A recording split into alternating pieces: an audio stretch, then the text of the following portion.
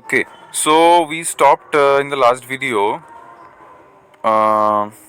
with the forces of the laws of motions and all those things of Newton, right? हमने वहाँ पे discuss किया था first law, second law, third law, ठीक है.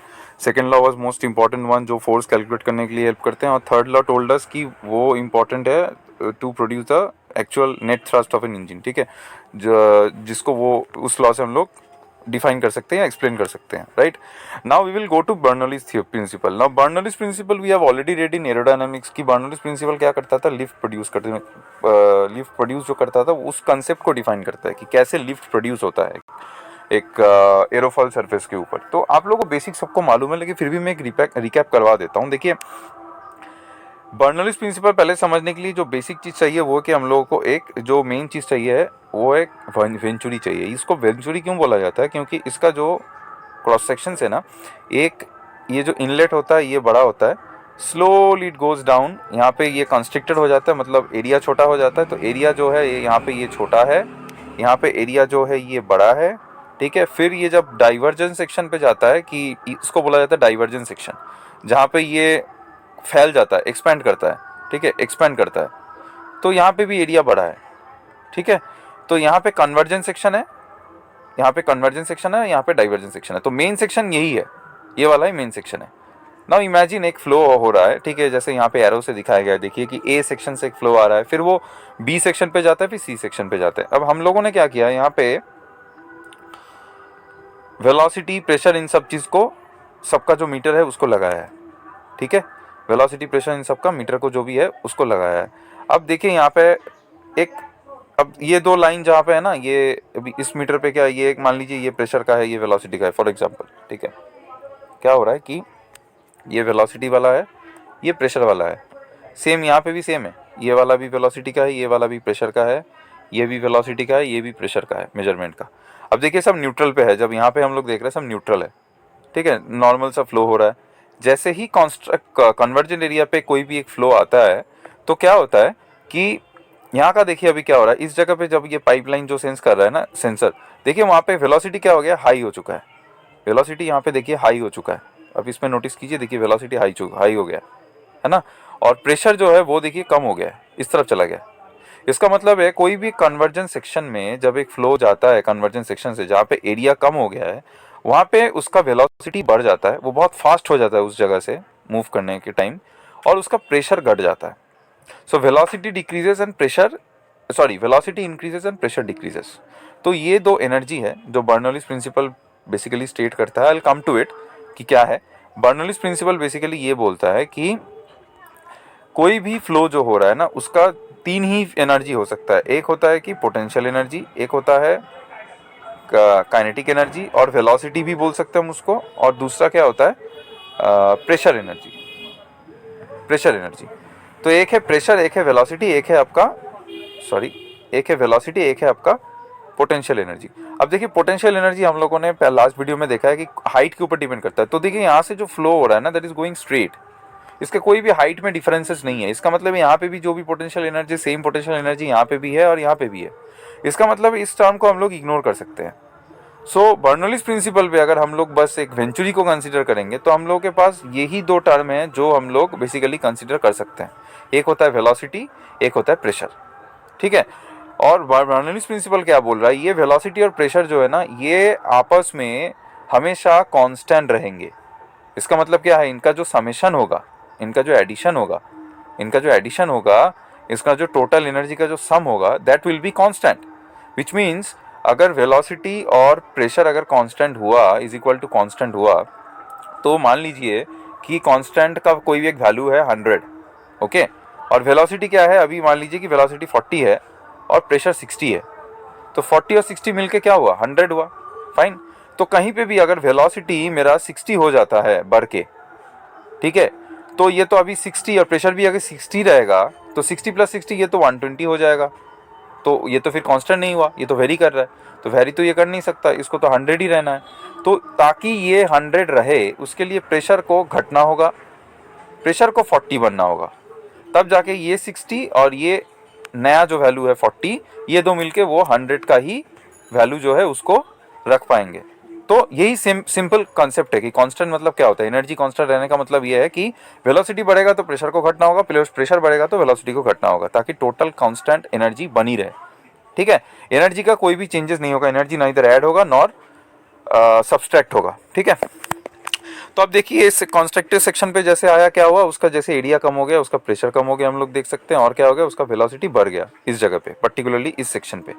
अब जैसे ही फिर से उसका एरिया बढ़ता है तो ऑटोमेटिकली उल्टा चीज होगा फिर से। देखिए सब नॉर्मल पे आ चुका है, दो भी डायल्स हैं सब सारे नॉर्मल पे आ चुके हैं। इसका मतलब क्या है कि डाइवर्जेंस सेक्शन पे फिर से वही ओरिजिनल वाला स्टेट लौट के आ गया है। क्या हो गया है, प्रेशर फिर से यहाँ पे बढ़ गया है और वेलोसिटी यहाँ पे फिर से घट गया है, स्लो हो गया है फ्लो जो फ्लूइड जो फ्लो कर रही थी वो स्लो हो चुकी है अभी। ठीक है, I hope it is clear. तो अब इमेजिन कीजिए कि ये एक एरोफॉयल है, ये एक एयरक्राफ्ट का विंग है, ऐसे ही दिखता है ना विंग साइड से, एरोफॉयल जिसको बोला जाता है। तो यहाँ से अगर फ्लो हो रहा है और लीडिंग एज के ऊपर से अगर फ्लो होके टॉप सरफेस के ऊपर से फिर ट्रेलिंग एज से वो बाहर की तरफ मूव कर रहा है, तो आप खुद देखिए यहाँ पे क्या हो रहा था, हमने देखा इस ऊपर टॉप सेक्शन पे क्या होगा, प्रेशर कम हो जाएगा और वेलोसिटी बढ़ जाएगा, विच मीन्स बहुत high speed air will flow above the top of the aerofoil और द विंग सरफेस। ठीक है, या कोई भी ब्लेड हो, इंजन जब पढ़ेंगे हम लोग तो इंजन में हम लोग उसको ब्लेड कंसीडर करेंगे, क्योंकि हर एक ब्लेड भी एरोफॉयल स्ट्रक्चर के जैसा ही दिखता है, ऐसा ही दिखता है। ठीक है, तो इस साइड पे प्रेशर कम हो जाएगा, इसका मतलब है प्रेशर कम होना मतलब लो प्रेशर हो जाना। लो प्रेशर मतलब सक्शन वो खींचेगा ऊपर की तरफ, ब्लेड को इस तरफ खींचेगा, है ना, और high velocity of air will be flowing और fluid will be flowing over it, fluid gas whatever it is. तो same is the case for a compressor blade, also a turbine blade. अब हम लोग आएंगे compressor blade क्या है, turbine blade क्या है, उसमें आएंगे, लेकिन उससे पहले हम लोग इतना कंसेप्ट आई थिंक क्लियर है कि कोई भी एक एरोफॉयल स्ट्रक्चर अगर है तो उसके ऊपर सरफेस पे प्रेशर कम हो जाएगा, दैट इज सक्शन क्रिएट होगा, जो बेसिकली लिफ्ट क्रिएट करने के लिए रिस्पॉन्सिबल है, जो फोर्स सक्शन फोर्स ऊपर की तरफ खींचती है। ठीक है, बॉडी को, एरोफॉयल स्ट्रक्चर को या विंग को या ब्लेड को, कोई भी चीज़ को। और क्या होगा कि वेलोसिटी है जो बढ़ जाएगा। अब इमेजिन कीजिए, इंजन के एक एग्जांपल दे देता हूँ कि ऐसा इंजन का ब्लेड है एक के बाद एक, अब उसके बीच से अगर ऐसे फ्लो चलता रहेगा तो क्या होगा, धीरे धीरे करके हर एक विंग, ये जो ब्लेड है ना, हर एक ब्लेड के ऊपर धीरे धीरे लो प्रेशर फील होगा ऊपर की तरफ, जैसे इसके बीच में से फ्लो होते रहेंगे। तो ब्लेड तो सारे ऐसे ही हैं, एक के बाद एक सब लगे हुए हैं, है ना। तो जैसे ही फ्लो होगा तो सबके पैसेज के बीच से एयर फ्लो करेगा, तो क्या होगा, सबके बीच में ये लो प्रेशर क्रिएट होगा। तो ये लो प्रेशर सबके बीच में क्रिएट होने से एक फ़ायदा ये है कि there will be a net force acting in that direction, there will be a net force acting in this direction, so that force will try to rotate the blades।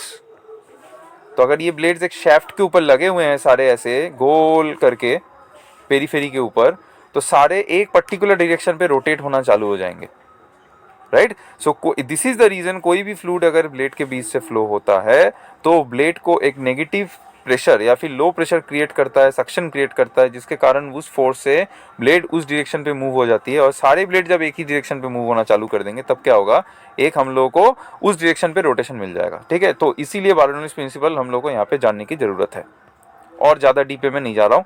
बाकी यहाँ पे जो इंपॉर्टेंट जो रेड लाइन मार्क है, जैसे total pressure क्या है, static pressure और डायनेमिक प्रेशर है। ठीक है, अब स्टैटिक प्रेशर क्या है, डायनेमिक प्रेशर क्या है, डायनेमिक प्रेशर इज बेसिकली जो फ्लो के कारण हो रहा है, काइनेटिक एनर्जी के कारण हो रहा है। और स्टैटिक प्रेशर क्या है, जो रेस्ट में है, ये रेस्ट में है, और ये फ्लो जो भी फ्लो है, जो भी मूवमेंट है, उसके कारण जो प्रेशर है। ठीक है, और रेस्ट में जो है उसके कारण जो प्रेशर है, इन दोनों प्रेशर को बोला जाता है टोटल प्रेशर बेसिकली। ठीक है, ओके। अब बॉयल्स लॉ चार्ल्स लॉ पे आते हैं। बॉयल्स लॉ चार्ल्स लॉ सबने किया है बचपन पे, तो बॉयल्स लॉ चार्ल्स लॉ में इतना ही बोला गया था बेसिकली कि कोई भी चीज़ का, पहले बॉयल्स लॉ देख लेते हैं, कोई भी चीज़ का अगर हम लोग उसको, अगर उसका जो, देखिए उसका हम लोग यहाँ पे क्या करें, देखिए यहाँ पे हम लोग एक फोर्स क्रिएट करें, which means we are increasing the pressure. अगर हम लोग प्रेशर बढ़ाएंगे तो उसका वॉल्यूम घटेगा, तो वॉल्यूम और प्रेशर का जो रिलेशनशिप था वो था बॉयल्स लॉ में। और चार्ल्स लॉ में क्या था, चार्ल्स लॉ में क्या था, टेम्परेचर और वॉल्यूम का। ठीक है, तो Boyle's law and Charles law यहाँ पे इसलिए ज़रूरी है ये जानने के लिए कि अगर प्रेशर बढ़ता है तो वेलोसिटी घटेगा, क्योंकि ये सेम चीज़ कंप्रेसर में होता है।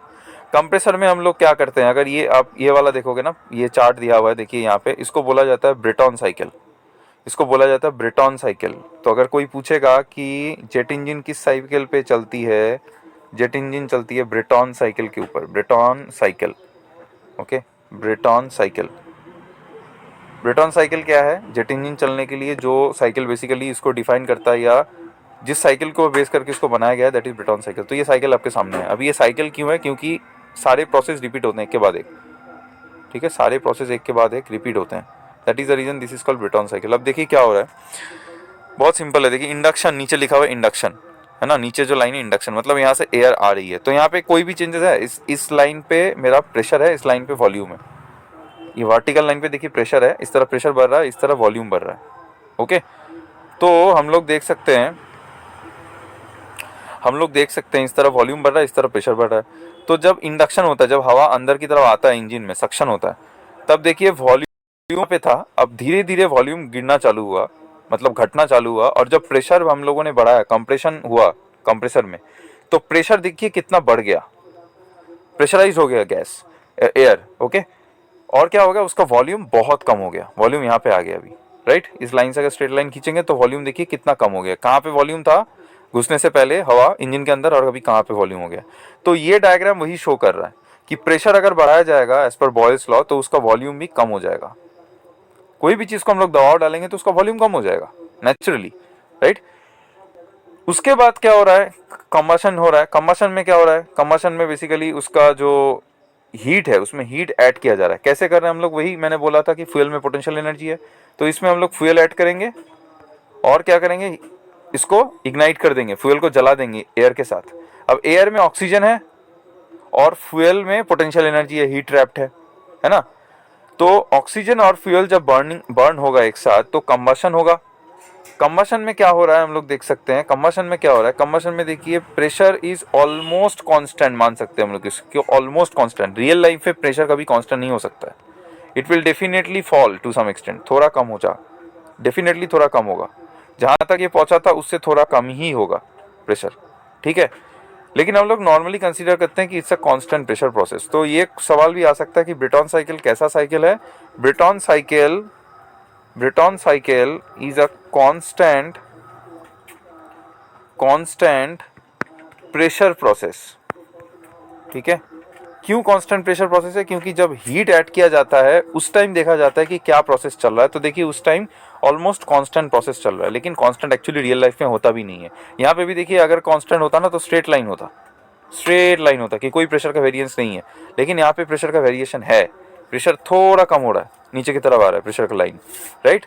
और उसके साथ साथ क्या हो रहा है कि वॉल्यूम में भी इंक्रीज हो रहा है, क्योंकि नेचुरली जो गैस एयर इतना टाइम ट्रैप्ड कंप्रेस था कंप्रेसर में, वो जैसे ही कंबशन चेम्बर पे बर्न होगा तो वो तो चाहेगा एक्सपैंड करने के लिए, उसमें इतना ज़्यादा हीट ट्रैप हो गया, वो चाहेगा मैं एक्सपैंड करूँगा, मैं बाहर की तरफ जाऊँगा, राइट।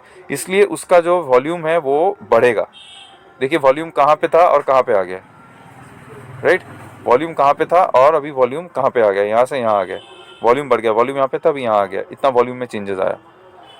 उसके बाद जब हम लोग एग्जॉस्ट गैस छोड़ देंगे एग्जॉस्ट से, तब और वॉल्यूम एक्सपैंड करेगा। देखिए यहाँ से आके वॉल्यूम यहाँ तक पहुँच रहा है, और उसके साथ साथ क्या होगा, प्रेशर भी डिक्रीज हो जाएगा। तो इसका मतलब है कंप्रेशन में प्रेशर बढ़ेगा, एक्सपेंशन स्ट्रोक में या फिर एग्जॉस्ट में क्या होगा, प्रेशर घटेगा, ठीक है, प्रेशर घटेगा और वॉल्यूम बढ़ेगा। ओके, और ये साइकिल कंटिन्यूअसली चलता रहेगा, दैट इज एयर ऐड होती रहेगी, कंप्रेस होती रहेगी, वो हीटेड अप भी हो जाएगा एयर, और उसमें हम लोग क्या करेंगे, उस हीटेड अप कंप्रेस्ड एयर में हम लोग फ्यूल ऐड करेंगे, उसको जला देंगे तो गैसेस प्रोड्यूस होगा, फिर गैसेस हम लोग एग्जॉस्ट स्ट्रोक में बाहर की तरफ छोड़ देंगे। तो गैसेस क्या करेगा, वो जो एनर्जी है उस एनर्जी जाके स्ट्राइक करेगा टरबाइन में, फिर वो टरबाइन को घुमाएगा। अब उस सब चीज़ में हमें आता हूँ, ठीक है। तो ये बेसिक था जो आप लोगों को बोलना था इसमें। अब थोड़ा ये सब देख लेते हैं कि फोर्स क्या है, वर्क क्या है, पावर क्या है, टॉर्क क्या है। देखिए force, I already told you what is force. Force is basically the basic cause of changing some dimension, cause of doing some work, ठीक है। जो फोर्स हम लोग बेसिकली इट्स अ कॉज और इंटेंसिटी ऑफ सम इम्पल्स, जो हम लोग act करते हैं, जो हम लोग अप्लाई करते हैं किसी चीज़ के ऊपर काम करवाने के लिए, ठीक है। और ये फोर्स अप्लाई होने के बाद अगर कोई बॉडी थोड़ा डिस्टेंस पे मूव करेगा, फोर्स अप्लाई करने के बाद ए पोजीशन से अगर बी पोजीशन पे मूव करेगा, ठीक है, तो हम लोग उसको बोलेंगे वर्क डन। वर्क डन कब होगा? जब फोर्स कुछ डिस्टेंस से कोई भी बॉडी को मूव करवाएगा, तब डिस्प्लेसमेंट होगी किसी बॉडी की। तो अगर डिस्प्लेस नहीं हुई बॉडी, मान लीजिए मैंने एक वॉल को धक्का मारा, वॉल वहीं पे है, वॉल ने डिस्प्लेस नहीं किया, इसका मतलब है वर्क डन भी नहीं हुआ। ठीक है, कोई भी वर्क डन नहीं हुआ। हो सकता है कि आपका एनर्जी वेस्ट हो गया, हो सकता है आप टायर्ड हो गए हो, लेकिन वर्क डन एक्चुअली नहीं हुआ एज पर द फॉर्मूला, क्योंकि डिस्प्लेसमेंट तो जीरो ही रहेगी। डिस्प्लेसमेंट तो कुछ हुआ नहीं ना वॉल का, वॉल तो मूव ही नहीं किया, फोर्स आपने अप्लाई किया लेकिन वॉल नहीं मूव किया है। तो अगर वॉल ने मूव नहीं किया है तो इसका मतलब है वर्क भी नहीं हुआ है। Fine, so that is work. Now we go to power. What is power? Power is basically कितने रेट पे, वही बात आ जाती है फिर से कि रेट क्या है विथ रेस्पेक्ट टू टाइम, कितना काम हम लोग कर रहे हैं, दैट इज पावर। राइट, तो कोई भी पूछेगा कितना पावर से आप काम कर रहे हैं, आप में कितना पावर है, ठीक है, किसी भी मशीन में कितना पावर है, इंजन में कितना पावर है, तो इसका मतलब है कि इंजन कितना फास्ट कितना आउटपुट दे रही है। ठीक है, अगर इंजन कम टाइम पे ज़्यादा आउटपुट दे रही है, इसका मतलब क्या है कि वर्क आउटपुट ज़्यादा है, और टाइम कम है, इसका मतलब क्या है कि पावर आउटपुट ज़्यादा है। अगर वर्क आउटपुट कम है with respect to time, then power output भी कम है। तो हम लोग को कम टाइम में ज़्यादा काम चाहिए, तभी जाके क्या होगा, पावर आउटपुट ज़्यादा होगा। ठीक है, सो that is power. And torque क्या है? टॉर्क इज बेसिकली इंजन के टाइम हम लोग, torque is basically what, it is a rotational force basically. In what way? मान लीजिए यहाँ पे एक सेंटर है और यहाँ पे कोई एक शैफ्ट है ऐसा, तो इस शैफ्ट के ऊपर मैं एक फोर्स अप्लाई कर रहा हूँ और ये जो डिस्टेंस है दैट इज डी। तो torque is basically distance into force, या force into distance, whatever you can say. Same चीज देखिए, वर्क का भी सेम ही फॉर्मूला था, फोर्स इंटू डिस्प्लेसमेंट, लेकिन यहाँ पे क्या है, इसका दोनों जो यूनिट है ना, दो अलग है। वर्क को हम लोग लिखते हैं न्यूटन मीटर में, कि न्यूटन फोर्स है और मीटर उसका डिस्टेंस है। और टॉर्क को हम लोग लिखते हैं मीटर न्यूटन में या फिर फीट पाउंड में। पहले उसका डिस्टेंस आता है, उसके बाद उसका जो फोर्स है वो आती है। ठीक है, तो ये यूनिट में थोड़ा डिफरेंस है, आगे पीछे है, बाकी एक्चुअली इट इज सेम। ठीक है, नॉर्मली टॉर्क, रिमेंबर कि torque actually it is used in the concept of rotation. Torque usually दिया जाता है किसी चीज़ को रोटेट करने के लिए। तो हम लोग यहाँ पे क्या इमेजिन कर सकते हैं कि इंजन का अगर ये एक शैफ्ट है और उसके ऊपर अगर ऐसे प्रोपेलर्स या ब्लेड सब लगे हुए हैं, तो जो टॉर्क बेसिकली ये जो गैस इसके ऊपर से जो फ्लो करेगा, करने के बाद ये गैस फ्लो करने के बाद ये जो टॉर्क प्रोड्यूस हुआ ब्लेड में, ब्लेड को जो सारे ब्लेड को जो इसने रोटेट किया, तो उस ब्लेड रोटेट करने के वक्त इस शैफ्ट में जो रोटेशन पैदा हुआ, शैफ्ट ने जो मैकेनिकल एनर्जी मिला शैफ्ट को घूमने के लिए, that is called the torque. In terms of engine अगर जानना है तो यही जानना है, इंजन का टॉर्क क्या होता है, जो शैफ्ट में होती है जो टॉर्क, जो rotational power, so that is torque. ठीक है, it is basically rotational power, rotational work.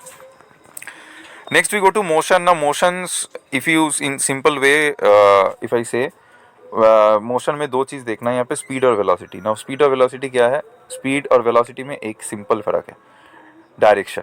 ठीक है, स्केलर क्वांटिटी वेक्टर क्वांटिटी हमने सबने पढ़ा है। ठीक है, स्केलर क्वांटिटी वेक्टर क्वांटिटी क्या होता है? तो बेसिकली एक चीज़ में, स्पीड में क्या होता है कि स्पीड में ना डायरेक्शन नहीं होता है। स्पीड मैंने बोल दिया कि आप 100 किलोमीटर पर आवर से मूव कर रहे हो, ठीक है, तो मैंने डायरेक्शन नहीं बोला कि किस डायरेक्शन पे आप जा रहे हो, so it is speed. But अगर मैंने बोल दिया कि 100 किलोमीटर पर आवर से आप नॉर्थ की तरफ मूव कर रहे हो या साउथ की तरफ मूव कर रहे हो, means I have given some exact direction, then it becomes velocity.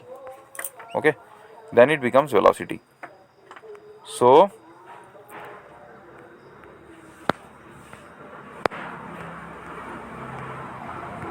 okay, there is some problem with this, sorry.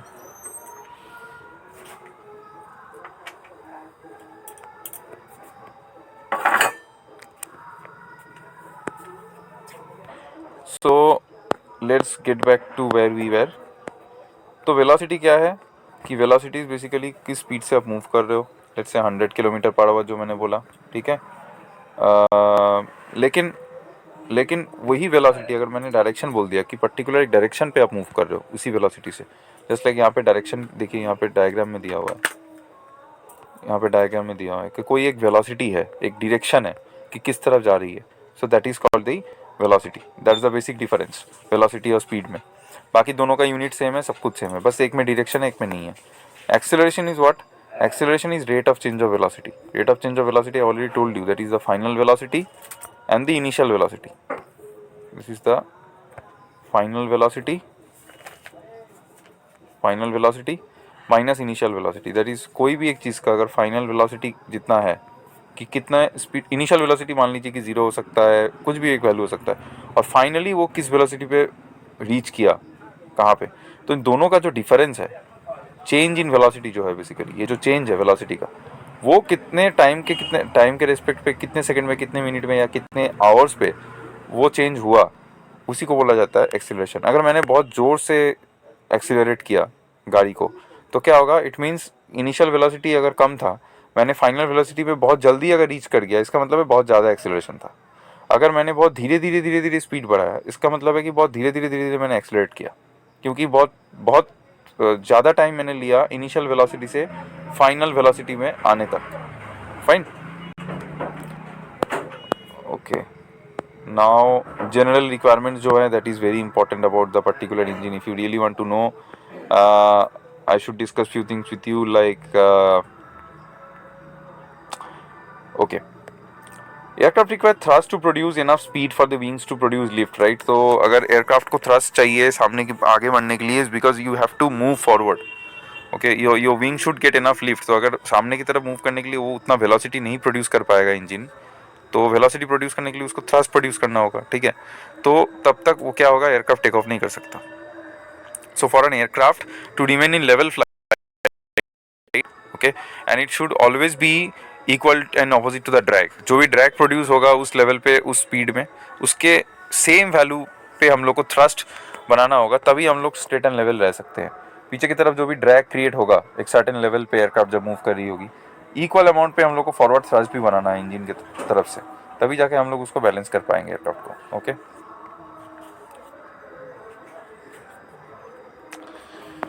अभी प्रोपल्सिव फोर्स जो है, ठीक है, ये बेसिकली एक जो भी मतलब गैसेस है या फिर मान लीजिए कि एयर है, उसको पीछे की तरफ जो धकेल रहा है ना, this is the propulsive force. It is called the propulsive force, means it is the force due to the propulsion of the due to the propeller or the fan blades, the turbines and all these things, ठीक है।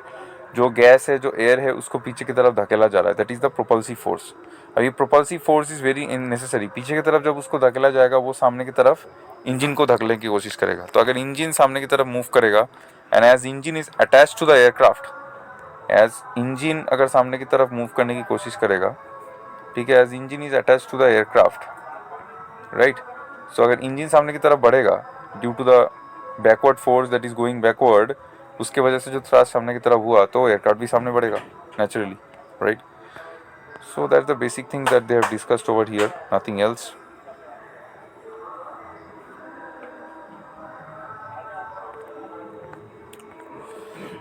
Okay,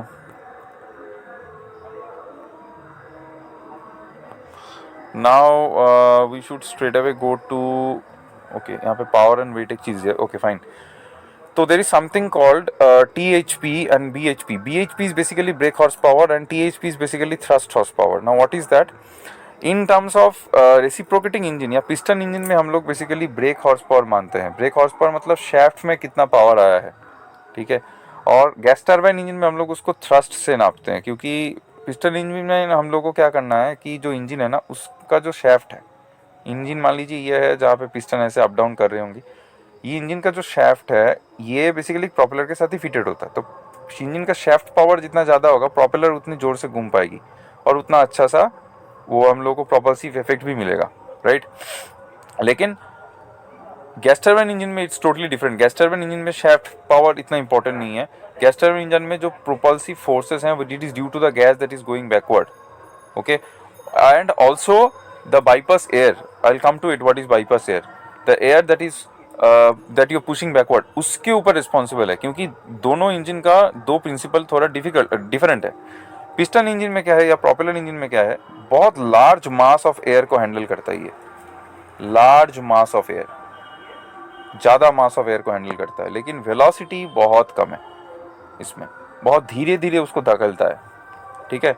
और force का formula हम लोग already पता है, force के फॉर्मूले में क्या है, force is equals to mass into acceleration. तो अगर एक्सीलरेशन कम हुआ लेकिन मास अगर मेरा ज़्यादा हुआ तो भी फोर्स ज़्यादा होगा, राइट।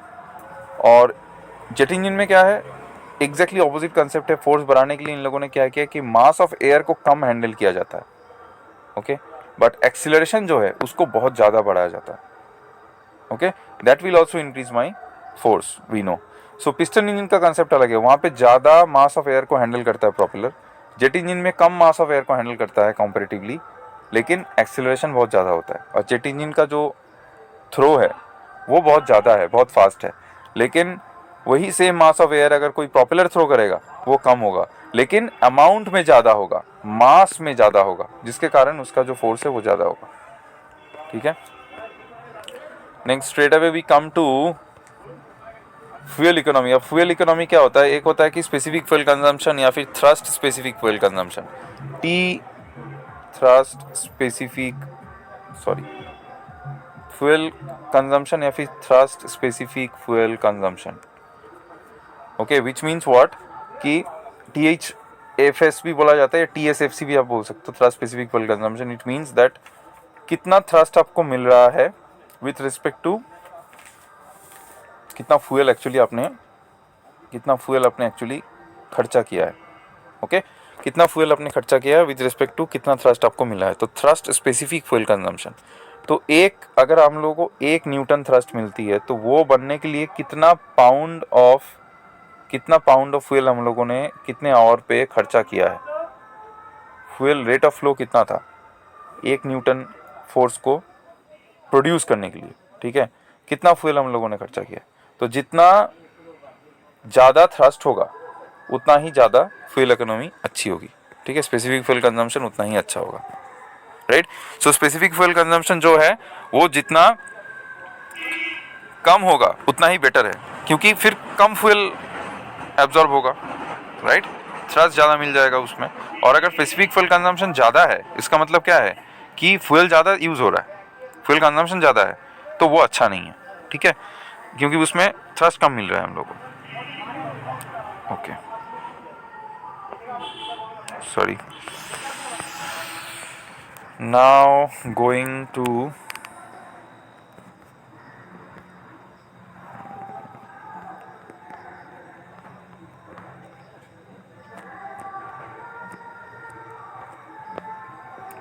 ड्यूरेबिलिटी एंड रिलायबिलिटी कुछ नहीं है, सिंपल सा वर्ड है सारे कि this is basically the identical factors since it is difficult to mention one without the other, which means कि ड्यूरेबिलिटी क्या होता है, it is the amount of engine life, कितना ड्यूरेबल है, और उसके ऊपर बेस करके कितना रिलायबल है engine.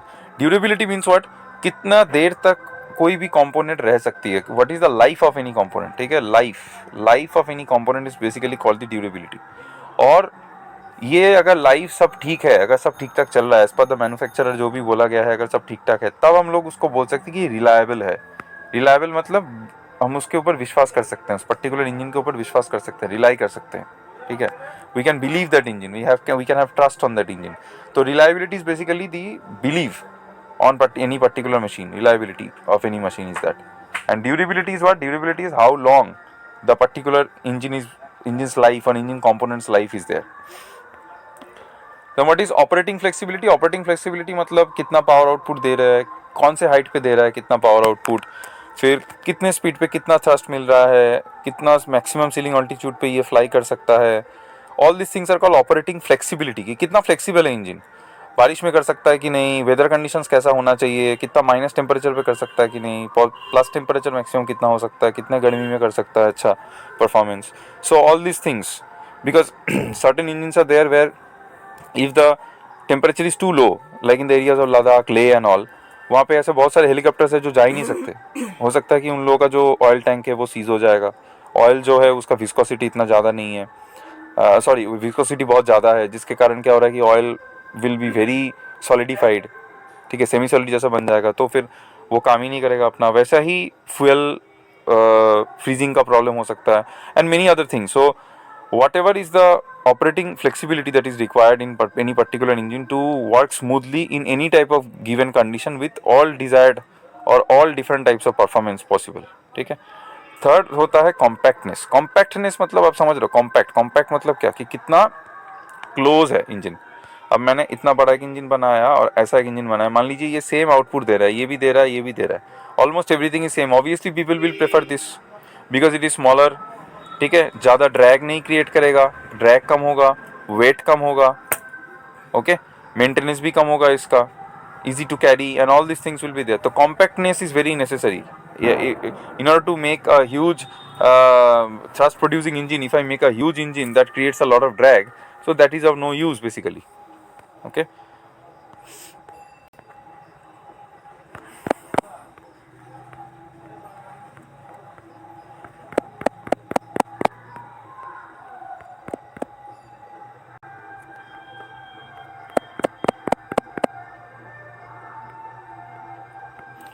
Okay, now straight away we will go to the types and constructions. Types and constructions में क्या है, ये थोड़ा डिटेल में समझना है कि एक्चुअली है क्या। इंजन में बेसिकली सबसे पहले आते हैं इंजन का इनलेट, जहाँ से एयर घुसता है इंजन के अंदर। फिर होता है कंप्रेसर सेक्शन, जहाँ हवा कंप्रेस होती है, ठीक है, उसका टेम्परेचर बढ़ जाता है, प्रेशर बढ़ जाता है, उस ग्राफ में भी हम लोगों ने देखा है। फिर कंबसन सेक्शन, ये टेम्परेचर और प्रेशर जो बढ़ गया है एयर का, इसमें हम लोग फ्यूल ऐड करके उसको वहाँ पे इग्नाइट कर देते हैं फ्यूल को। तो क्या होता है, वो जो ऑक्सीजन है ट्रैप्ड एयर में, कंप्रेस्ड एयर में, वो ऑक्सीजन उस फ्यूल को बर्न करके लॉट ऑफ हीट प्रोड्यूस करता है। जो हीट आके टरबाइन में, वो हॉट गैसेस आके टरबाइन में स्ट्राइक करता है, टरबाइन ब्लेड्स में। तो टरबाइन फिर घूमना चालू कर देते हैं, ठीक है, टरबाइन घूमना चालू कर देते हैं तो शैफ्ट घूमना चालू कर देता है, ठीक है। तो शैफ्ट जैसे ही घूमता है तो हम लोग को क्या मिलता है, बेसिकली पावर आउटपुट, शैफ्ट का आउटपुट मिलता है हम लोग को, ठीक है। और एग्जॉस्ट सेक्शन से क्या होता है, यही गैस निकल जाते हैं जो थ्रस्ट भी प्रोड्यूस करते हैं। तो दोनों काम एक साथ हो रहा है, थ्रस्ट भी मिल रहा है हम लोग को वहाँ से, और थ्रस्ट शैफ्ट घुमाने के लिए वो पावर भी मिल रहा है। इसके साथ साथ अलावा और भी होता है accessory section. Accessory section I will come to that. Accessory section में बहुत सारे सिस्टम्स है। स्टार्ट करने के लिए जो सिस्टम लगता है, लुब्रिकेशन के लिए जो सिस्टम लगता है, that is oil system. Fuel supply के लिए एक अलग सिस्टम है, ऑक्सिलरी पर्पसेस के अलग सिस्टम है। कोई भी दूसरा चीज़ इंजन से, because engine is like a power plant, यहाँ से बहुत सारे सिस्टम्स को हम लोग ले सकते हैं, ठीक है। Pneumatic, that is air draw कर सकते हैं, कंप्रेस्ड एयर। फिर फ्यूल को हीट कर सकते हैं, बहुत सारा उपाय है, ठीक है, बहुत सारे डिफरेंट डिफरेंट सिस्टम्स है, एसेसरी सेक्शंस है। तो प्रेशराइजेशन कर सकते हैं, कूलिंग कर सकते हैं, एंटी आइसिंग कर सकते हैं। So all this things would be possible by the help of power plant और jet engine. So all those things are accessory sections, subordinate sections. Main जो सेक्शंस है इंजन का, वो होता है इंजन का compressor section, combustion section, turbine section और exhaust section. Always remember this, ठीक है, क्योंकि इंजन का जो मेन कंपोनेंट्स होता है वो चालू होता है कंप्रेसर से। In some aircrafts inlet is a part of the aircraft, not a part of the engine. In some aircraft, it's not a part of the engine. It is a part of the. It is given by airframe manufacturers, not engine manufacturers. In some certain aircrafts, certain engines. Engine basically engine का part चालू होता है compressor से, फिर combustion, फिर turbine and then exhaust, okay.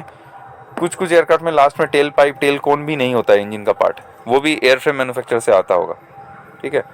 But actual basic चीज़ है यही सब। So I will just give you a quick brief introduction about all this points, okay. See, this is the diagram. This is the diagram in which you can see easily what are the things that we have, ठीक है। This is the inlet section, जहाँ से हवा घुस रही है left side से, यहाँ से, ठीक है, यहाँ से हवा आ रही है। Inlet section, engine inlet section is this. Inlet duct भी बोला जाता है इसको, ये और सामने और ऐसा बड़ा भी हो सकता है। Then there is a compressor section, उससे पहले एक फ़ैन भी है, जो हम लोग आजकल देखते हैं, इतना बड़ा बड़ा फ़ैन होता है जेट इंजन में, एयरबस में, ठीक है, बोइंग 787 में, 777 में, वो एक फ़ैन भी है। और फिर कंप्रेसर सेक्शन है। फिर ये फ्यूल इंजेक्टर है, जहाँ से फ्यूल आ रहा है, और ये कंप्रेस्ड होने के बाद ये गर्म हवा फ्यूल लेने के बाद यहाँ पे देखिए इग्नाइट हो रहा है। फिर जो कंबशन चेम्बर बोला जाता है इसको, जहाँ पे कंबशन होता है, यहाँ पे और यहाँ पे, ठीक है, ये रेडियली ऐसे पूरा फैले हुए हैं, यहाँ पे भी है, यहाँ पे भी है, हर जगह पे है, पूरा रेडियली फैले हुए हैं इस चेम्बर में। तो हर एक जगह पे ये बेसिकली ये पूरा कंबशन होने के बाद it goes to the turbine, turbine blades पे। फिर टरबाइन घूमता है, right, and the rest of the energy, energized air gas will go out, and that will cause some force which will cause an opposite force that is called thrust. Fine. Now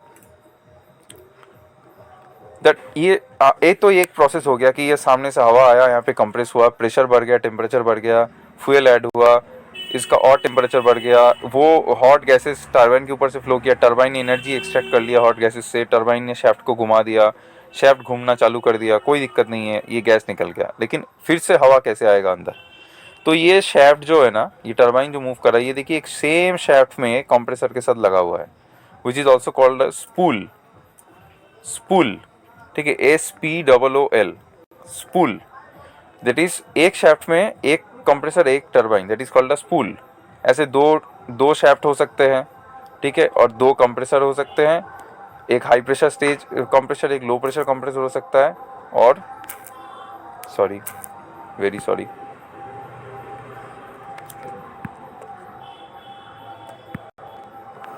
ठीक है, एक high pressure compressor हो सकता है, low pressure compressor हो सकता है, ये हो सकता है लो प्रेशर, ये इतना हो सकता है हाई प्रेशर, फिर एक शाफ्ट हाई प्रेशर एक टरबाइन भी होगा तब, और लो प्रेशर शाफ्ट के साथ ऐसे एक लो प्रेशर टरबाइन भी होगा यहाँ पे, ठीक है। तो ये लो प्रेशर सक्शन करेगा, ये हाई प्रेशराइज करेगा, फिर ये हाई प्रेशर टरबाइन रहेगा, हाई प्रेशर हैंडल करेगा, और ये लो प्रेशर लो होने जाने के बाद ये वाला हैंडल करेगा, ठीक है। तो ये टरबाइन बेसिकली इस शाफ्ट को घुमाता है, जो शाफ्ट मतलब इनडायरेक्टली क्या करता है, इस कंप्रेसर को घुमाता है। कंप्रेसर घूमने से सक्शन क्रिएट होता है, और सक्शन क्रिएट होने से क्या होता है कि हवा अंदर की तरफ फिर से आती है, फिर से कंप्रेस्ड होती है, फिर से जलती है, फिर से वही सेम प्रोसेस फिर से दोबारा रिपीट होता है। तो जब तक टरबाइन घूमता रहेगा तब तक, एक कंप्रेसर घूमता रहेगा तब तक हवा आती रहेगी और फ्यूल ऐड होती रहेगी, इग्निशन भी होता रहेगा, और क्या होगा कि ये जो एग्जॉस्ट गैसेस है वो निकलते रहेंगे और थ्रस्ट हम लोग को मिलता रहेगा, ठीक है। So it's like a full cycle of rotation.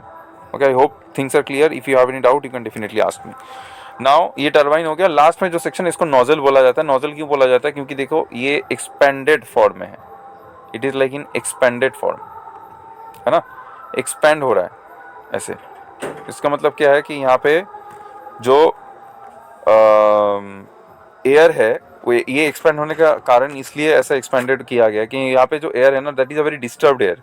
सो इस एयर को यहाँ पे एक्यूमुलेट करके इसको स्टेबिलाइज किया जाता है। करने के बाद फिर finally it is released. Okay, finally it is released with the thrust that we require to go forward. Fine, so that is how it is all about.